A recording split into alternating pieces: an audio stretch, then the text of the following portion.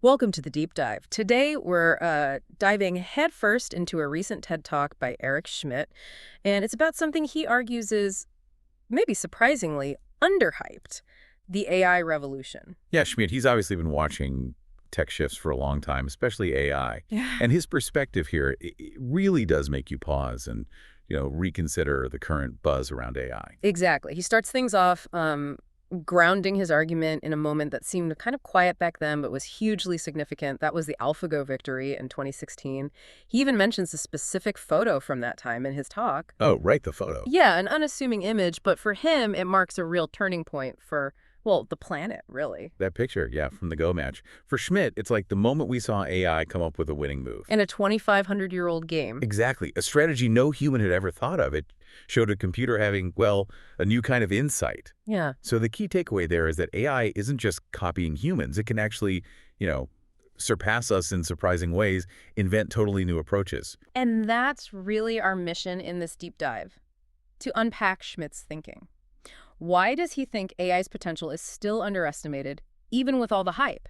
What are the big challenges, the dilemmas he sees, and what are the really exciting possibilities he envisions? Right. We'll look at his own observations, the rapid model progress, insights from experts like Yoshua Bengio, even some historical analogies. We want to give you that big picture without getting too bogged down in the super technical stuff. And Schmidt really draws from, in his talk, his own experiences, talks with top researchers, global trends. It's quite a comprehensive view we're getting into. Okay, so let's tackle that central argument head on. This AI revolution is underhyped. Now, it feels a bit counterintuitive, right? Everyone's talking AI, especially LLMs. Schmidt even says himself, for most people, ChatGPT was that oh my god moment for AI's language skills. But what's really interesting is Schmidt saying the true revolution goes way beyond just language. He points back to AlphaGo, to reinforcement learning, as the really crucial thing. That lets AI not just process stuff, but actually do complex planning, make decisions. Right. He brings up examples like OpenAI's O3, DeepSeek R1, systems showing they can think steps ahead, iterate, solve problems in a much more complex way than just, spitting out text. Yeah, we're seeing this progression he talks about. Yeah. From language understanding and production to Gotcha. understanding sequences, like in biology, Yeah. and now mastering planning and strategy. That's a huge leap in what these things can do. And he has this personal story, which I found fascinating. He mentioned buying a rocket company, partly because the AI research there was so interesting. He said these systems were generating like deep research papers in 15 minutes. 15 minutes. The sheer compute power behind that is, well, it's hard to grasp. It really is, isn't it? Doing work in minutes that might take humans months. It just hammers home the speed of change. That anecdote really underscores the scale of what's happening. That 15 minutes isn't just 15 minutes. It's an incredible amount of processing. And his vision for the end state. AI agents running business processes, talking mostly in English, that paints a picture of, well, profound change. Okay, speaking of scale and power, Schmidt uses this great analogy. He calls AI systems hungry hippos. Yeah, constantly gobbling data and compute. He says they've basically eaten all the text on the public internet already, and we're struggling to build data centers fast enough. So what are the real limits here? Well, the biggest one, the most immediate one Schmidt points to is energy. He cites this projection.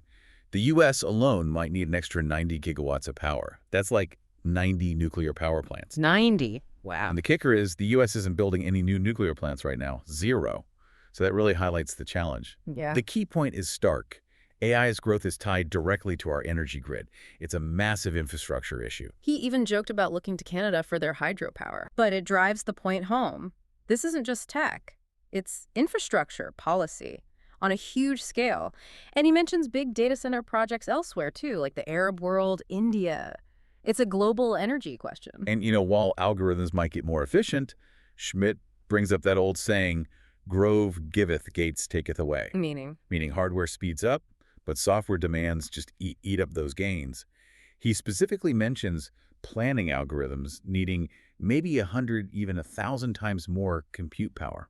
So he sees this evolution, deep learning, then reinforcement learning, now this test time compute idea. Yeah, where planning and learning happen together. That's sort of the peak computational demand right now in his view. And beyond energy, what else? Well, data becomes a limit too. If you've processed all the public data, what next? The next phase, he thinks, likely involves AI generating its own data to learn from. But then he asks this really fundamental question, almost philosophical. What's the ultimate limit? The limit of knowledge itself. How does a computer have an Einstein-like breakthrough, seeing patterns across totally different fields? It's something he's working on, this idea of non-stationarity of objectives, dealing with goals that keep changing. That might be key. Non-stationarity of objectives. Okay. Yeah, current AI is great at optimizing within set rules. But real innovation, Schmidt points out, often means connecting disparate things, changing the rules entirely. That's the frontier AI is just starting to explore. And that question about true innovation naturally brings us to another critical point he raises: autonomy. How much independence do these systems have, and how do we stay in control? Which leads straight into this huge discussion point, autonomy and control. Yoshua Bengio recently called for a pause, right, on agentic AI systems that can act on their own. Exactly, which is the direction many labs are heading. So what's Schmidt's take on that? Bengio's call seems ethically driven, a real worry. How does Schmidt handle that tension? Schmidt definitely acknowledges the concerns. He gets it. The idea of AI making decisions, taking actions without direct human, okay. It raises big safety questions. He uses this analogy. What if an AI invents its own language? How would we even know what it's doing? Scary thought. The gut reaction, he says, would be to just unplug it. And he actually lists some criteria for when you might hit that panic button, like recursive self-improvement we can't follow. Right. That, direct access to weapons, and autonomous self-replication. Those are his big red flags for losing control. Okay, so he sees the danger, but his solution isn't a moratorium. No. He argues that stopping development globally in such a competitive environment just isn't practical. Instead, he really hammers on the need for robust guardrails. Things like provenance, observability, ways to track and understand what AI is actually doing.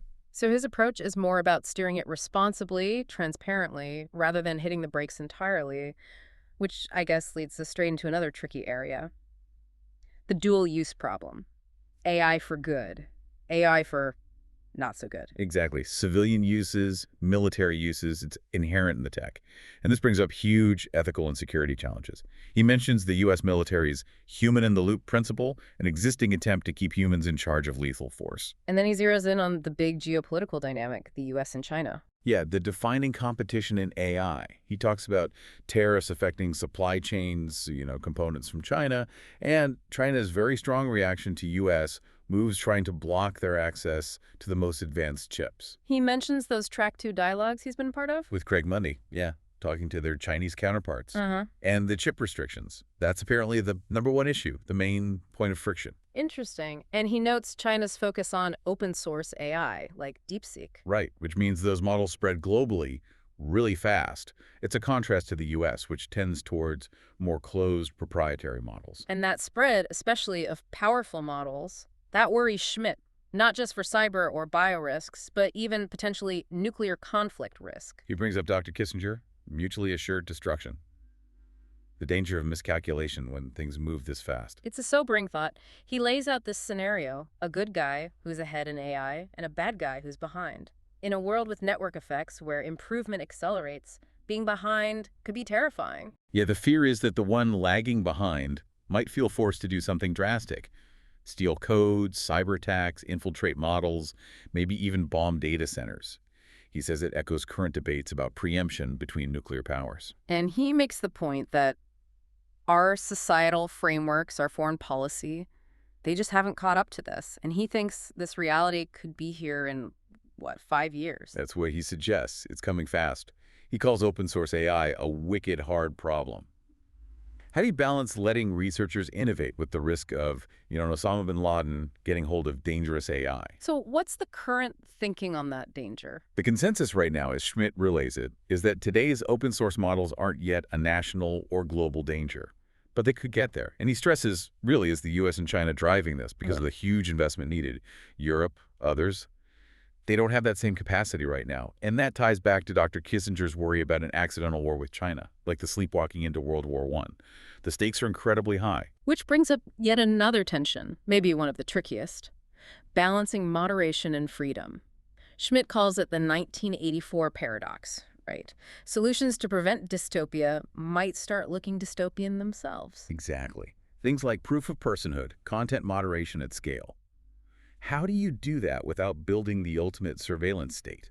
It's a huge tension, especially when trying to stop misuse by, say, non-state actors. And Schmidt, he positions himself as a strong believer in individual freedom. Very much so.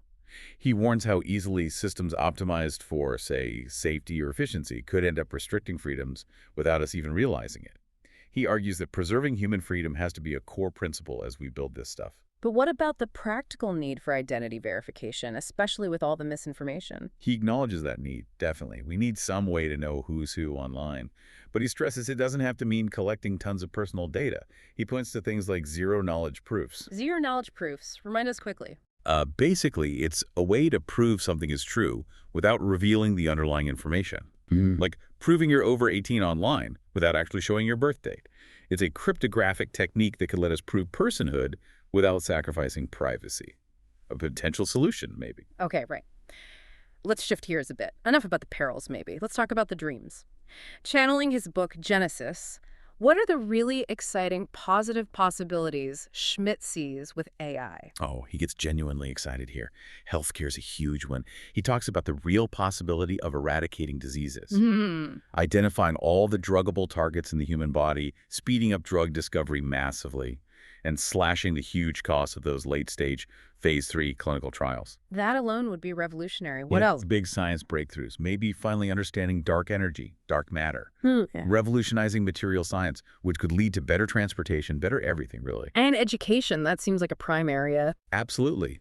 He envisions personalized AI tutors for every single person on Earth, in their own language, starting from kindergarten. He actually sounds a bit baffled that we don't have this already, suggesting maybe the economic case just hasn't been compelling enough yet. And globally, thinking about access. Yeah, global healthcare access, AI doctor assistants working with local nurses and doctors, again, in their own languages, bringing perfect or near-perfect healthcare to remote areas. He even thinks AI could help with loneliness. He does. He sees the lack of connection in our digital world as a fixable problem, potentially with AI's help. Ultimately, Schmidt frames the arrival of AI, AGI, superintelligence, whatever you call it, as the biggest event in maybe 500, even 1,000 years. And it's happening now in our lifetimes.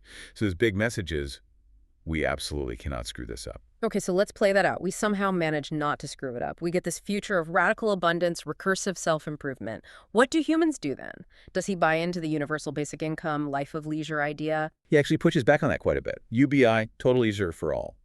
Not really his vision. He thinks basic human nature isn't going to change that much. We'll still have lawyers, politicians, artists, teachers, all kinds of jobs. They'll just have incredibly powerful AI tools and platforms to work with. Interesting. So not obsolescence, but augmentation. Largely. Yeah. Yes. And it points to another factor, declining birth rates in many developed countries. He sees that as a major economic challenge. And AI becomes crucial there to radically boost human productivity so we can support aging populations. Boost productivity by how much? Does he give numbers? He mentions projections of potentially 30% annual increases in productivity. 30% a year? Yeah.